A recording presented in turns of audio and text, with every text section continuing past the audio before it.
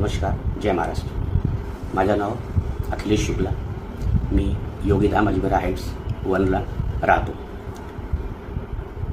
2 दिवसापासून हे जे प्रकरण माझ्या घरचा व्हायरल होत आहे, या संदर्भात माझे भाई बंधूंनो, मी आपल्याला या व्हिडिओच्या माध्यमाने काही महत्त्वाची वैशिष्ट्ये सांगणार आहोत. नेमके काय झालेले आहेत.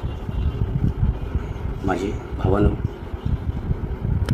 एक वर्षच्या अगोदर मी माझ्या घरच्या इंटिरियर केला आणि इंटिरियरमध्ये माझा शू रॅक डाव्या बाजूनी उजव्या बाजूला केला.